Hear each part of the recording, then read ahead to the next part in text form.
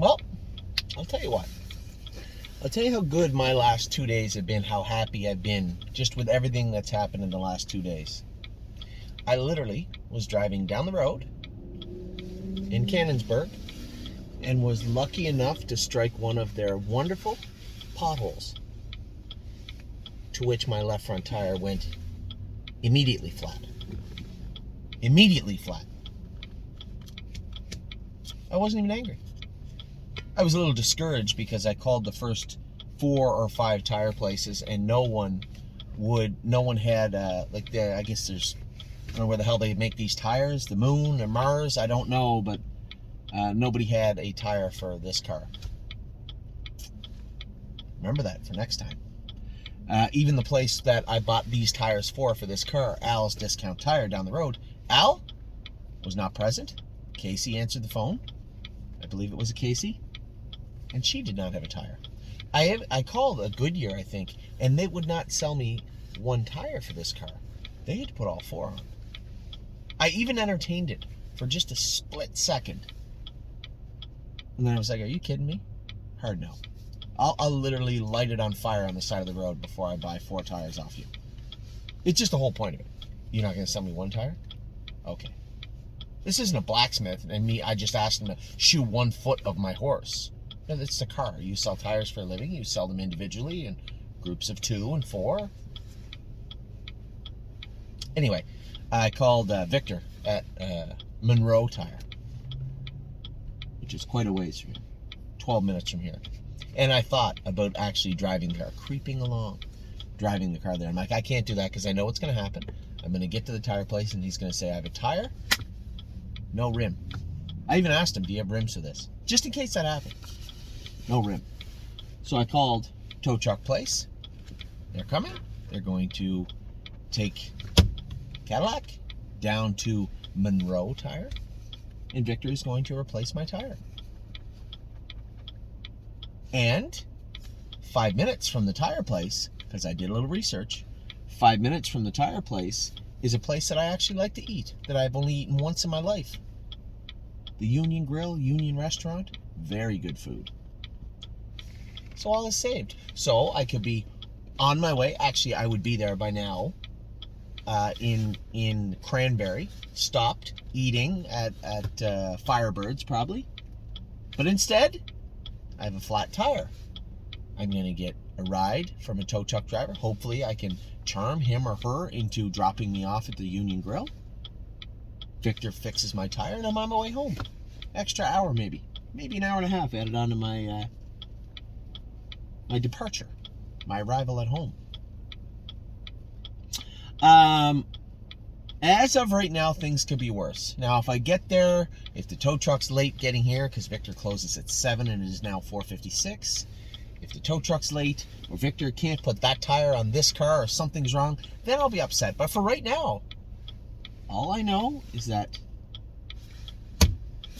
car is disabled, and I'm going towards Monroe Tire at some point whenever the tow truck gets here. Now, enough about my bad luck here with the potholes. Be aware, it's springtime. That's when potholes show up. And when you have the little tiny tires on your car, as I do, they go flat really easy. Mental note. Now, what about Dustin Hanover today? Now, we're going to have a lot of people. You're done laughing. Catch yourself. Dustin Hanover today, a lot of people might look at that race and say, he wasn't very good. Well, you'd be partially right. He wasn't great today in that setting, in that race, driven in that way. He actually was good. He's looking good, putting weight on, he's growing up. Never been good on the front end. I was trying to kind of snake my way into the 2-hole, but I just felt that there was about to be a time and place where maybe I couldn't get in that 2-hole, and Ronnie might say to himself, you know what, I like Anthony, but I like being on the front more. And he might just leave me out. So I tried to get in there a little bit, but I think Ronnie saw me coming and was going to grab up and let me go, which I didn't want him to do. I wanted him to accelerate, and I would drop in the 2-hole. I don't think I was going to beat him today. Tim has him good. I see he's still chipping away at his pasture's behind, but he's in good spirits. And he's feeling good. Now, we don't train the horse in between starts. We're going to try training him in between the start today and the final. We have him opened up with an ear hood on his head. Keep him quiet. Next week, we're going to put a hood with cups on him, close him up a little bit, and put earplugs on him. Although it's not a major stake race, it is for him. It is for us. And we're going to treat him as such. We're going to treat it as such. We're going to train him up a little bit, close him up a little bit, sharpen him up a little bit, and race him in the final. Not put him on the front, because he doesn't race as good on the front. But as I said to Tim, it's partially my fault. I tried to get a real cheap half. I thought Ronnie would remove, didn't. I could see in the TV that Aaron was sitting 4th or 5th, so that meant he's going to be first over for sure. If I got a real breather, I was ultimately going to leave it up to Dustin Hanover if we were going to fight with him or not. Aaron came. I didn't even have to look. I knew it was Aaron coming. I grabbed a hold of him. I said, as he gets to my wheel, if Dustin Hanover, wants to go forward, then I'll fight with him. I'll let him dance.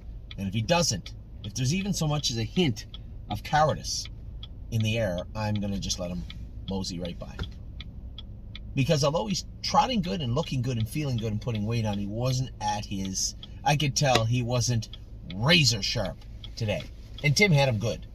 And it had nothing to do with Tim. It has to do with training him in between. He just preparing him for the race. Today was not the final. In my mind, get away in the 2-hole, sit, get out, win the race, or at least finish up tight. He's not as good on the front. Never been. Not yet, anyway. So as I said to Tim, his appetite is first and foremost. You have him looking good. If you feel in the middle of the week that you can put a good stiff training into him and he'll eat after and feel good after, then by all means go ahead. If we can train him, close him up, and have him razor sharp for next week, I believe he'll trot 56, 57 over the Meadows next week. That's my personal thought. If they go in 57-2,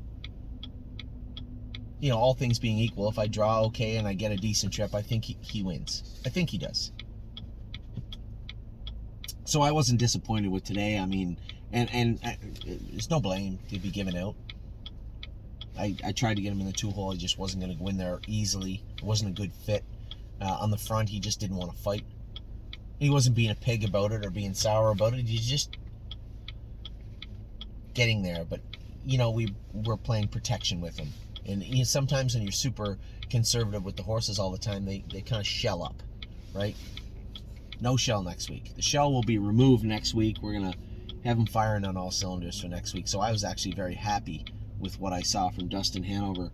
And then I sent you guys a rather long video about how happy I was with the way the first part of the day went. You know what? The sun's out. It's 63 degrees here in Cannonsburg, Pennsylvania.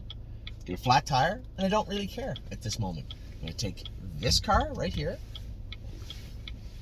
on a tow truck all the way to Monroe Tire, which is back on the other side of the Meadows. Fix it. By the time it's fixed, I will be full. I will get back in the car, and I will continue on to Ontario. Rather than getting home at 9:30, I'll be home at 11:30. But I will be home. So, nothing racing tomorrow. I just gave a quick little look-see, but you know what? I'm just as happy because it's going to pour rain everywhere. Northfield, Jason said, I don't know if we're getting out the door tomorrow. Probably not. Ontario, probably not getting out the door in Ontario either. It's going to pour rain all day. It's supposed to be nicer on Saturday, and really what I'd love to see is it rain really hard for about 3 hours. That'll really tighten the track up. And it sounds silly, but a slow rain just soaks everything. But when you get that hard rain, and then it stops, Joe at the farm can loosen that up and air dry it and freeze dry it overnight. And it should be good for Saturday. We're going to train the babies in Ontario on Saturday. We're going to train the babies a little bit on Saturday in Ohio. Next week, we'll have a lot of horses to train on Wednesday. Now, I don't want to get anybody's hopes up, and I hope he does, because I don't usually get to spend a lot of time with my brother one-on-one. But James Mohawk is closed from next Saturday to the following Saturday, which obviously played a role in World for Two leaving quickly to go to Ohio also. The time was now. But he didn't really know what he was going to do in his time off. Now, James and I, don't really travel together that much. We might go out, might go out in a group, but it's not like I swing by James's and we go for a beer. We're just not that family. So hopefully James can come over here. I'd like to spend some time with him, and I said to him, it'd be nice to see the Ohio horses if you want, and come over and train them all, and we'll do another video session. Now that won't be this week coming, but the following week after that. So he was undecided whether he could or would. I mean, if you're James McDonald, the leading driver in Canada, do you really want to get in a car with your brother and drive 4.5 hours over to Northfield Park and train babies in the morning, only to get back in the car later that day and probably head home? Maybe not. He's thinking about it, though. So, who knows? Hopefully he will. I'd love to see him come over and go to babies over here also. I was very, very happy with the way things are going here. You know, Jason McGinnis, Jason Merriman, Lauren, Sarah, all the other new people that we hired. Cindy there too. We hired a new lady. I apologize, I can't remember her name. She seems like a very meticulous caretaker, old school caretaker who will fit in really, really well with what we're doing. But everybody has done such a great job just meshing throughout the winter. Here we put all these new people in charge of expensive babies to learn how to be caretakers and take care of them as they train down, and really we were hopeful it would work out well because we needed those bodies in the barn, and it's turned out really well. So for Ben and Antoine and Jen and all the other people, the girls, Chelsea and damn it, can't remember the other little girl's name. Anyway, for everybody, all the new people, just doing a great job in Ohio. A great job in Ohio. We've asked them to do something that would be pretty stressful, and they've certainly passed with flying colors. So just a great job by everybody in Ohio. So very happy with Ohio, and Ontario rolls along as it always does. You know, James and Johnny and Danny and even Mario and all the caretakers there just doing a great job as they always do. And you know, as I sit here with my flat tire and not cursing and swearing, it's not lost on me that we're very lucky to have the people working for us. We do. So, although this is not ideal in any way, shape, or form, it is not the end of the world. Things will get fixed, and I will be on my way at some point this evening back in Ontario, Canada, at some point today or early tomorrow morning. But the sun's out, as I said, and I found a place to eat while my car gets fixed. I hope you all had a great day and all your tires stayed inflated. It was a pretty good day across the board for the stable.ca. Take care.